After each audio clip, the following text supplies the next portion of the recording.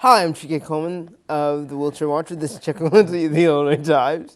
And this is Real Reviews of the Cinematic Undergrad, the show where we talk about movies. And this week is the beginning of our Oscar season coverage because we both saw a movie this week that will probably get the interest of the Academy. And that film is Spotlight, which stars Michael Keaton, Liev Schreiber, Rachel McAdams, McAdams, and Mark Ruffalo, Ruffalo, and let's see if I can get the last one. Stanley Tucci. Stanley Tucci. No one there we go. important. Yeah, so many great performances in this film. And Billy but Crudup, that was Billy Crudup. the lawyer. Jeez, he's changed. So this film is essentially about the Boston Globe's investigative team Spotlight as they get an assignment from their new editor-in-chief to look at the molestation cases that have come across Boston over the last year or so. And this is taking place in 2001, I should say. Mm-hmm. And this basically follows the whole journalistic process of doing investigative journalism from the initial thought of the idea all the way through to the publishing stage and the aftermath. Keaton is basically the editor for the investigative team Spotlight, and Ruffalo and McAdams play two journalistic intrepid reporters looking into this story. And from there you have the different things that they find, the reactions of the public, the conversations and interviews with people who were inappropriately touched by the Catholic Church.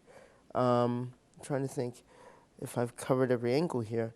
There's just a myriad of different things that go on, especially when you're looking at the reactions to the idea of the story from the rest of the community, especially the higher up you go, the lawyers involved in handling these cases, the archdiocese cardinal that is, of course, trying to keep quiet on whatever happened, and also the lawyers who handled the cases as well.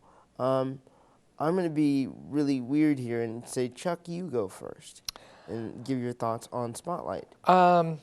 Well, I would say that right now it is the front runner as far as all the awards are concerned. There's only a couple movies left to come out this year that I think would give it a run for its money, and there's a lot of reasons for that. This is the type of movie that Hollywood loves to celebrate and pat itself on the back for. It shows that they can still make a movie that does not have a car chase or an explosion or a superhero in it and still do it well. Tom McCarthy was the director and one of the co-writers of the film, and he's made some very good low-budget films up until this point. Except for The Cobbler. One of them being Win-Win with Paul Giamatti. Another favorite of mine, The Visitor, with Richard Jenkins, and of course The Station Agent. If you haven't heard of those films, go check them out. You will be pleased. There's so many angles on this story, or this film, and that's another reason why I liked it, because it takes you through that piece-by-piece process that they have to go to in order to prove all this, because obviously all their ducks have got to be in a row if they're going to publish a story this explosive.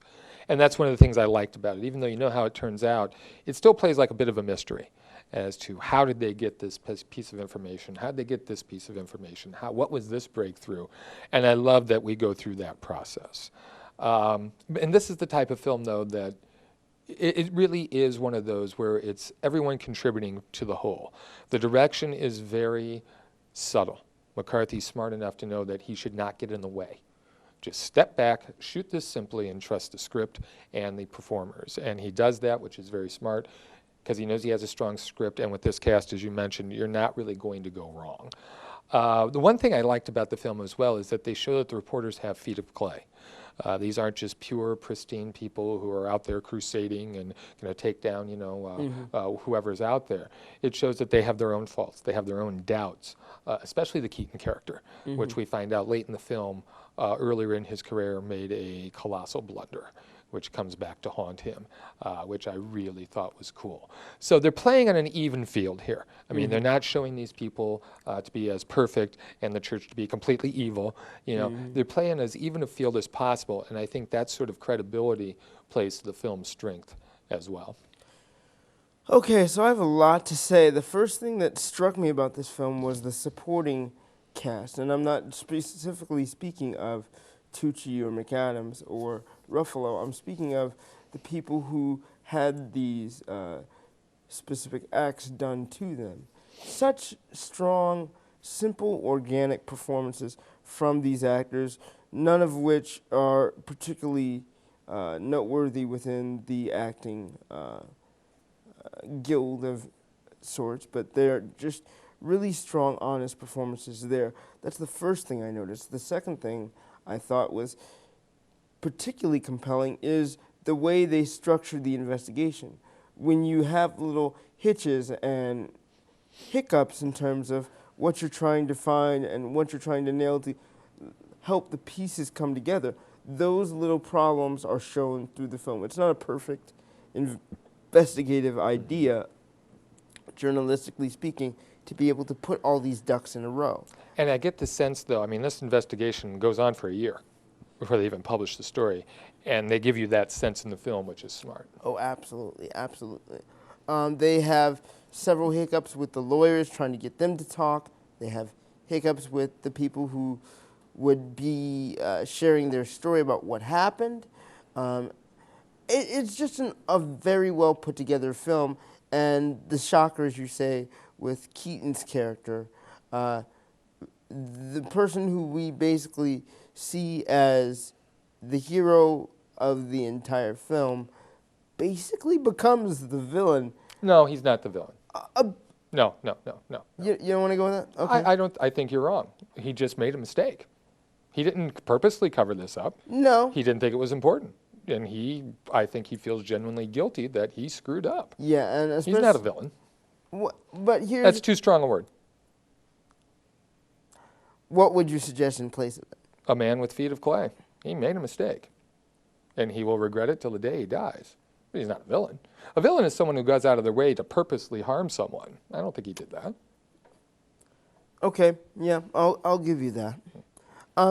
My other thing that I wanted to say about this film is it's so hard for me to talk about this film because I love movies that play outside of my own experience.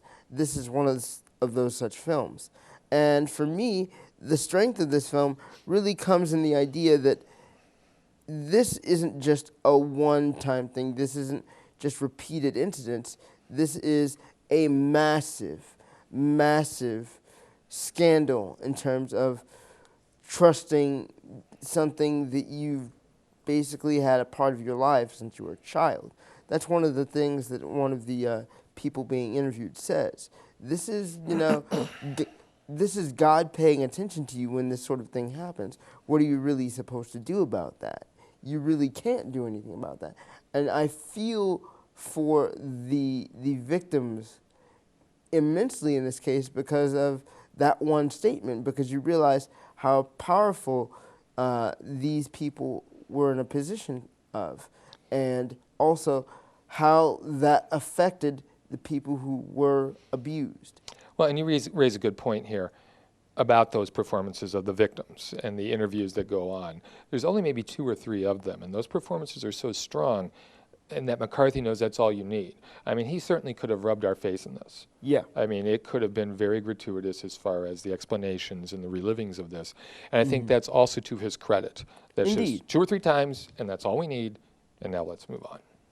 Right, because what they really do is they show you enough of the picture of what The damage. happened and the damage it caused, and the varying types of damage it caused as well. They don't just say, "Oh, this person was abused and it changed their life." They say, "Look, these are the other outset problems of what occurred with these people. It's not just a damaging memory. It's far beyond reaching of that." And that's another skill I think McCarthy has in his arsenal is that he just doesn't say, oh, these people were abused and that's it. He says, these other things happened to these people. And the memories of this town and of this community are now being reshaped because of the experience this person had in childhood. Because it's basically their innocence being taken away. Mm-hmm. And I find that really compelling because you see these people as adults, but when they're speaking about these experiences, they're basically regressing to childhood and playing back that memory in their mind and all that it's caused them over the years. And they do that, as you said, 2 or 3 times, and that's it. And you also feel for the conscience of these investigative reporters because you realize they all have or had links to the church at one time. And you're realizing how it's making them feel that they're finding all these things. And there is one other point that I felt was maybe a minor weakness, which involves a psychologist that they bring in. And they only talk to him by phone. Richard Jenkins. Richard Jenkins' character. And it's very bizarre because obviously they vet this person before they do, the number of conversations they have with him on all the studies he's conducted and time he spent in the treatment centers with these religious figures. But it always struck me that, that's their goal, really. As much as the interviews are their goal is this guy who says, I've been in this situation with these people. And it's interesting because they kind of hang their hat on that a lot throughout this movie. And while it's not a horrible weakness, I feel like it may be the one point that kind of undersells all the good work that they did. Because they depended on him a lot, especially in the latter half of the film. I don't know. What do you think? Am I overreaching there? Yeah. Okay, why? Because I think that he's used just as support or justification for what they're doing. And his data ends up being accurate. True. I mean, when he says there's probably 90 priests doing this, and what do they come up with? 88? Yeah. I mean, that just validates everything across the board. I would say the one fault I see is that there's a very minor subplot with the Rachel McAdams character and her, I believe it's her mother or grandmother, who has great stock in the church. Mm-hmm. And she's very concerned about how this story is going to affect her grandmother, who, of course, lives and dies with the church. And obviously that's supposed to be indicative of, everyone in Boston who was a staunch Catholic. That should have been explored a little bit more because we only get one scene of Grandma reading the paper, and I think she's asking for a glass of water as she reads the story. And that needed, I think, to be explored a little bit more, the ramifications of all this. But of course, then we would have had a longer movie. See, there's another angle that you haven't mentioned that I think could have been more fully explored, and it's that other investigative journalist. I think, is that Ron Livingston? Is the other investigative journalist? No, he's an English actor. I'll look it up. I think Mark something. Okay. Well, there's a subplot involving this house that is in the same neighborhood as one of the investigative journalists, where it's clear that priests Well, he finds out. Yeah. Is it clear that priests are living there, or? He finds out that this is a house where they send those who have been accused of molestation. Oh. When they are on leave. Yeah. So they're living right around the corner from where this reporter is living, who has kids himself. And I feel like that could have been explored more. Like something with the kids saying, oh, I saw blah, blah, blah at that house. And then him reacting like, don't go near that house. Well, but he does. He posts that note on the refrigerator. He posts the note on the refrigerator, but I'm saying if the kids had said, we went by that house and they said hi to us, or they invited us. Well, maybe they didn't. But that may have been too on the nose, Well, though. and maybe they didn't. I mean, they are trying to stick to facts here. Right. His name is Brian Darcy James, this third reporter, and he really has no great credits here. This is going to be a breakthrough for him. He's actually from Saginaw, Michigan, not England, so I was completely wrong, and I apologize. The other person who has a decent supporting role in this film is John Slattery as the other editor, the editor for Metro. And throughout, I know that I said earlier that Keaton is, quote-unquote, the hero turning into the villain, but you really feel a sense of unease after a while when Slattery's on screen, because he's always digging for more information on what Spotlight is doing. Well, and there's an indication, and I will say this, now that you brought this up, that was something else that should have been explored more, because I really got the sense he did not want to run this story. Ding! And Yes. they don't really tell us why. Yeah, they don't. And you're right. I wonder if maybe there's a scene or two they shot and then didn't include, and it'll be in the extras on the DVD. Because you're right, that is a string that's hanging out there. Like, if you just look at the scene where he comes over to Ruffalo's apartment. Right, you get the impression he's going to say, "Wait a second," and stamp on this somehow. Yeah. Mm-hmm. But he doesn't. But I think we're coming in at 2 hours and 12 minutes here on this film. Yeah. And so I think that I'm sure that they must have been saying, look, any more, and this becomes, we're belaboring the point. And you have to also speak to the structure of a film as far as keeping interest and the flow and tone of it. So I think perhaps I wouldn't be surprised if some scenes there were cut, for that concern. I've read a lot about Liev Schreiber's performance and it being understated and kind of the cornerstone for his subtlety in this film. I found it to be not grating on me at all. I found that to be just that person's temperament. But a lot of people have been commenting that, oh, it's such a stellar performance because it's so quiet and understated. Well, it's because it's so different for him. Yeah. I mean, I couldn't name another Liev Schreiber performance that's this quiet. Yeah. It's just a break for him. But, really, frankly, I could have used a few more scenes with him. I agree. To tell you the truth. Because they paint him as the outsider throughout this entire picture. Right. I'm trying not to spoil too much for the audiences because I really I want them think to go we see are, this film. But they paint him as the outsider, and I wanted to see his reactions to the community because we don't really see him out and about in the community. We just see him kind of. But there's that one key scene where he goes and talks to the cardinal, and it's all pretty clear there. Yeah, but that's the one time. I feel like a little bit more that wouldn't have gone amiss. Well, again, I think you have to speak to the structure of the film. I think the structure of the film and the main part of the film is these people investigating the case. So I suppose any other scenes away from that within the middle chunk would have distracted from that. I don't know, fascinating movie. And it's one of those that I've said, told other people that, yeah, it's about 2 hours and 10 minutes, but it's one of those where you sit down and it feels as though you've only been there a half hour. Yeah. It just sucks you in and away you go. Yeah. We had The Flash last week and this week. I finally got a chance to watch last week's, and this week I'll watch next week. Man, what a episode this past week. Mm-hmm. I mean, wow. This past week's episode was called Enter Zoom, and it again hilariously involved Linda Park's character playing Dr. Light, but not in the way that she did the previous week, in the fact that they use should I call it Earth One Linda Park? Yeah.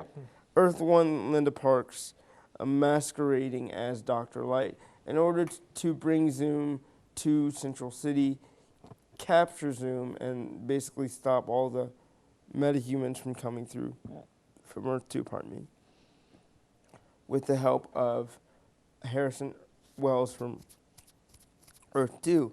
And, man, what an episode when Dr. Light and the Flash face off in the opener, and we're thinking, what in the world is going on here? And later on, it's revealed to us that the whole thing is a ruse to get Zoom to come here. Little did we know, though, that, Zoom had his own plans. And the fight between Barry and Zoom is some of the best special effects work I've seen for the series so far in terms of fights that the Flash has. Mm-hmm. I mean, wow. And what Zoom does during the fight with the Flash, extraordinary. Not much of a fight. Didn't even see that coming. I mean, I saw the Flash getting his butt kicked, but that was a low blow, even for me. I was like, oh, I feel really bad for you right now. Is there any way to, make this better for you? And when I've finished watching the episode, I didn't see a way out. Clearly, you've seen this week's episode, so you can say one way or another if there is a way out. Is there? They all die and the show ends. They're all dead. Of course there's a way out. It's a comic book show. Yeah. So That to me was really, really great acting work by Grant Gustin, who continues to impress me on a week-to-week basis. I'm also getting even more attached to, what's his name now? I can't remember his name. Cisco? Yes, Cisco. My brain is just blanking on character names today. And wow, just really, really great. And I like Earth 2 Harrison Wells. But you've read the Flash comics, though. I need you to explain one thing to me. Jesse Quick? Who is she? Why are you bringing that up? That hasn't even been in the TV show. Yes, it is. How? She's the daughter of Harrison Wells. Oh, well, yeah, that's touched on very briefly. We'll see if they expand on that. I would hope they would, because I know that she's a hero. Well, I hope they expand on it, but then again, it seems as though they've got an awful lot of things floating around out there. Cisco's soon-to-be girlfriend is going to be Hawkgirl. What? Yeah, Cisco, of course, becomes Vibe. True. We've got the Daniel Pennebaker character. Killer Frost Going is to going be, to come into play. So I'm just hoping they're not top-loading this thing to where they don't give each character the development and time that they need. I would think that if they do anything on Earth 2, it's going to be in the 3rd season, because there's so many things going on and so many questions there. Ronnie is in Earth 2, the original Firestorm. We have not seen him for a while, and obviously he's over there. They're not just going to cut him loose. And once you see this week's episode, there's a big Earth 2 thing there that, if they do it right, will come back to haunt everyone. That's all I'm going to say. Really fascinating, and I'm going to love the return of Grodd this week. Do they use him more than they did last year? Oh, it's going to be a feast for the eyes. And I don't know. I'm just really positive about this season. You said you're afraid that they're top-loading him. Every time we've thought that, though. I just hope they take their time, is what I'm saying. Don't be like these superhero movies where they put 2 villains in and, oh yeah, there they are, and we move on. Give them a few episodes to develop, and let's get to know them. And they've done that so far. Yeah, You're right. every time that they've almost top-loaded it, they've had this thing where they've decided, no, we're going to have this one a semi-major event, and now we're going to give you the backstory on everything else that happened. I'm particularly excited for the fact that we're going to get Wally West, Flash, coming to the show. That's going to be great. I don't know what we're going to do with the new Firestorm, seeing as Victor Garber's character is now training the other new Firestorm. I know he's going to be in Legends of Tomorrow, which will be interesting to watch. I don't even know if you're planning on watching that, are you? Yeah, and the Hawkgirl character is going to be in that. So obviously she's starting here in The Flash, and something will happen to break her off. Yeah. And I believe that they're developing this whole White Canary character on Arrow. This is true. Which will then spin off there. So I mean, it seems though they have their own master plan. But I need to ask you about Supergirl, because I still haven't watched episode 2 or 3 yet. Is it still as strong as you initially said? It's getting better. It's getting better. I mean, it seems to be getting better with each episode, as I would hope. I mean, they are taking their time too, as far as exploring these characters and giving them time. So yeah, I'm still pretty high on it. All right, that means I have to check it out this weekend. I've been nervous about it because I liked the pilot, but I didn't love it. But I want to see more character development for pretty much every character that they've got. I know that they're bringing in Lois Lane's sister. She's already there. At the end of episode 2 and then 3. Lucy's there. Okay, so Lucy's there. I don't know. I'm just nervous. I want it to be great. And I would love to see a Flash Arrow crossover, but of course... It's coming. No, I mean Flash Arrow crossover for Supergirl. Oh, okay. Because I know that one's coming. And yeah, I hope that happens. So that's all we have for this week of Real Reviews, the Cinematic Underground. What do you think we should talk about next week, Chuck? Well, if I'm around next week for the holiday, I think that we have to talk about Room, which is coming, and yes. also Brooklyn, which is starting this week on Wednesday. I'm really excited about Brooklyn. And perhaps Creed. Yeah, I keep seeing reviews for Creed, and I'm upset because it's not at Savoy yet. Or Carmack. They all start on Wednesday. On Wednesday? They all start Wednesday, and those are advanced reviews that people in Hollywood and New York have seen it. It's a shame that we don't get to travel to the bigger cities to see these. But I think Creed is going to be excellent. That's my prediction. Because, was it Ryan Coogler? Yeah. Makes Stallone be Rocky, but in a different form. That lets Michael B. Jordan shine. I would assume that that's what happens. Mhm. Because that's what people have been raving about. So, until then, we will see you next week.